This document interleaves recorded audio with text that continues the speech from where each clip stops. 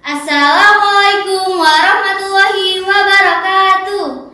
Halo teman-teman semua, perkenalkan nama saya Ika Dara Rafid, kelas 5 dari SD Alhamra Bekasi Selatan.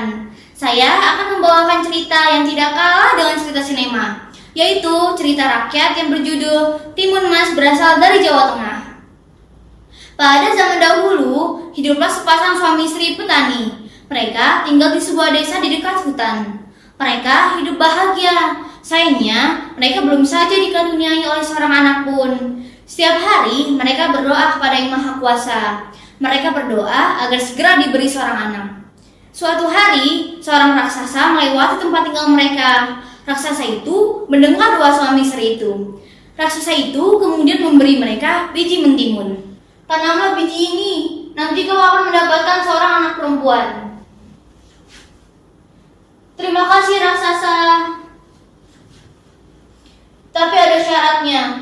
Pada usia 17 tahun, anak itu harus kau serahkan kembali padaku. Suami istri itu sangat merindukan seorang anak. Karena itu, tanpa berpikir panjang, mereka pun setuju. Suami istri petani itu kemudian menanam biji-biji mentimun itu. Setiap hari, mereka merawat tanaman yang mulai tumbuh itu dengan sebaik mungkin. Berbulan-bulan kemudian, tumbuhlah sebuah mentimun berwarna keemasan. Buah mentimun itu semakin lama semakin besar dan berat. Ketika buah itu masak, mereka memetiknya. Dengan hati-hati, mereka memotong buah itu. Betapa terkejutnya mereka. Di dalam buah itu, mereka menemukan bayi perempuan yang sangat cantik. Suami istri itu sangat bahagia. Mereka memberi nama bayi itu Timun Mas. Wah, bayi yang sangat cantik.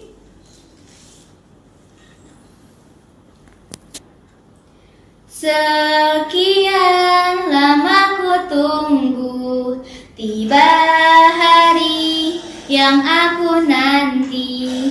Sekian lama ku nanti, Tuhan beri kami buah hati. Ku timang-timang dirimu, ku sentuh lembut halus kulitmu. Begitu indah dirimu, kamu buah hatiku.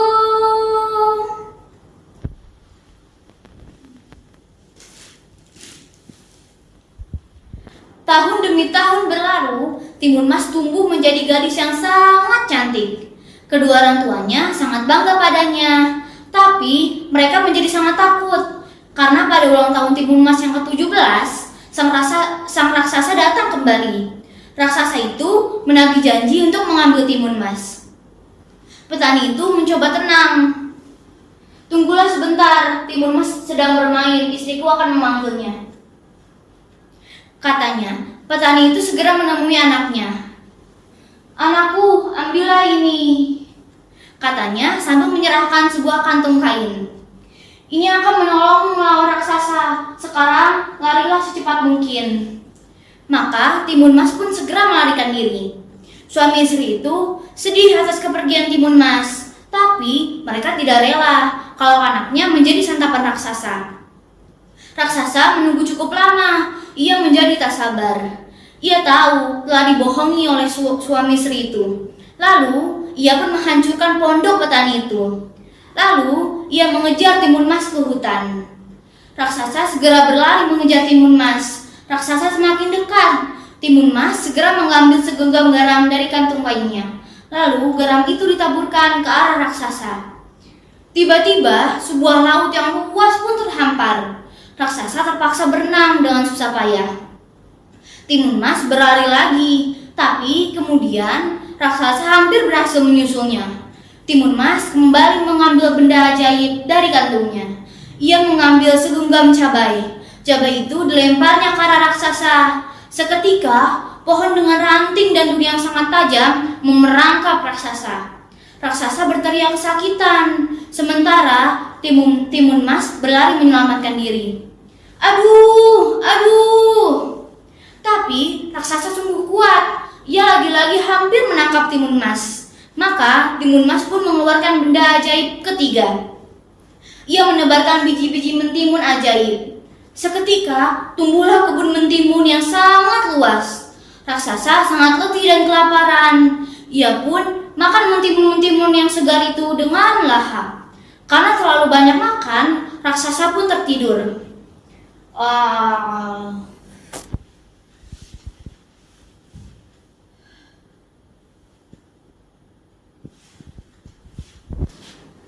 Timun Mas kembali melarikan diri. Ia berlari sekuat tenaga. Tapi lama-kelamaan tenaganya habis. Lebih celaka lagi karena raksasa terbangun dari tidurnya.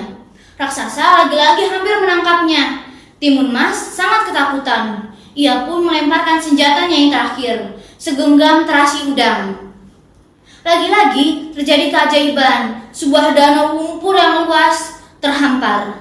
Raksasa terjerembab ke dalamnya. Tangannya hampir menggapai Timun Mas. Tapi danau lumpur itu menariknya ke dasar. Raksasa panik. Ia tak bisa bernapas, lalu tenggelam.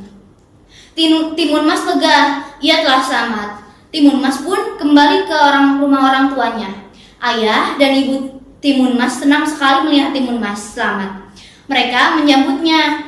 "Terima kasih Tuhan, kau telah menyelamatkan anakku," kata mereka gembira. Sejak saat itu, Timun Mas dapat hidup tenang bersama orang tuanya. Mereka dapat hidup bahagia tanpa ketakutan lagi. Nah, demikian cerita rakyat Timun Mas. Pesan yang bisa diambil dari cerita tersebut adalah: 1. Selalu berdoa. Doa yang diulang-ulang, insya Allah akan terkabul. 2. Berbakti pada orang tua. 3. Pantang menyerah. Demikian cerita rakyat ini. Wassalamualaikum warahmatullahi wabarakatuh.